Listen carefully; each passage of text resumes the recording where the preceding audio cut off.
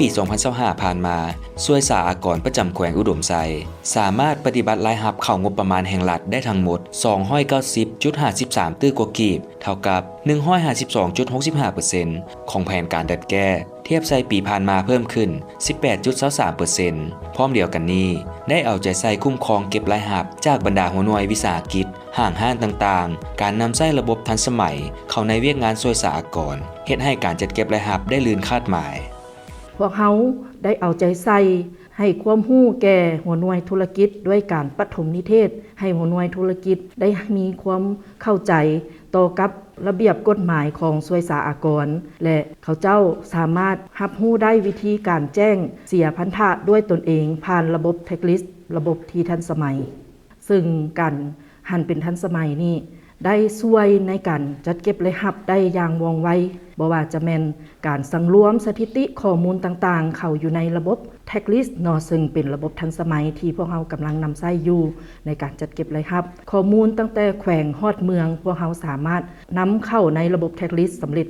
100% นอกจากนั้นพวกเราก็ยังได้เอาใจใส่คุดค้นรายรับที่บ่มซ่อนอยู่นอกจากรายรับปกติแล้วโดยเฉพาะและแม่นการจัดเก็บพันธะจากบรรดาโครงการขนาดใหญ่ที่มาเคลื่อนไหวอยู่แขวงอุดมไซพวกเราและบรรดาการก่อสร้างโครงการย่อยที่มารับเหมาส่วงต่ออยู่ในบรรดาโครงการขนาดใหญ่หั้นซึ่งในปี 2025 พวกเราสามารถจัดเก็บรายรับได้ประมาณ 9% ของรายรับทั้งหมดจากการขุดค้นรายรับที่บ่มซ่อนนี้เนาะนอกจากนั้นการจัดเก็บภาษีที่ดินค่าธรรมเนียมทางและค่าธรรมเนียมค่าบริการต่างๆพวกเราก็ได้เอาใจใส่จัดตั้งปฏิบัติอย่างถูกต้องและปฏิบัติไปตามระเบียบการ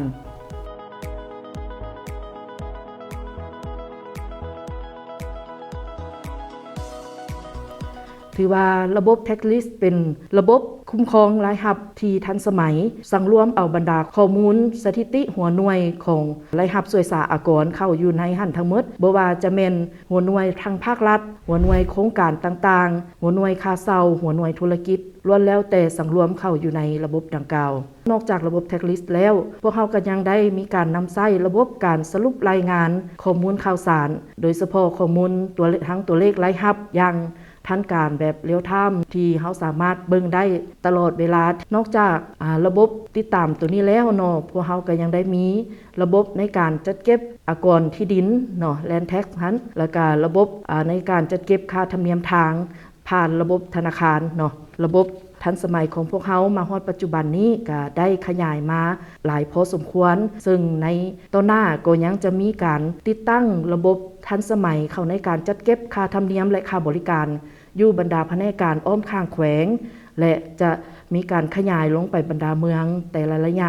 นอกจากนั้นก็ยังจะมีการติดตั้งระบบใบเก็บเงินแบบทันสมัยให้บรรดาหัวหน่วยธุรกิจโดยเฉพาะและแม่นจะเริ่มจากหัวหน่วยการบริการเนาะบ้านพักโรงแรมร้านอาหารซึ่งจะเริ่มจากเมืองเทศบาลของพวกเขาก่อนแล้วก็จึงค่อยหันไปในแต่ละเมืองปัจจุบันทั่วแขวงมีหัวหน่วยธุรกิจทั้งหมด 4,805 หัวหน่วยในนี้หัวหน่วยที่ได้เข้าระบบอากรมูลค่าเพิ่ม 952 หัวหน่วยจุลวิสาหกิจจำนวน 2,733 หัวหน่วยที่มีรายรับต่ำกว่า50ล้านกีบจำนวน 1,120 หัวหน่วยสำหรับคาดหมายสู่ชนที่ทางแผนการและมาตรการในปี 2026ช่วยสหกรณ์ประจำแขวงได้รับตัวเลขแผนการ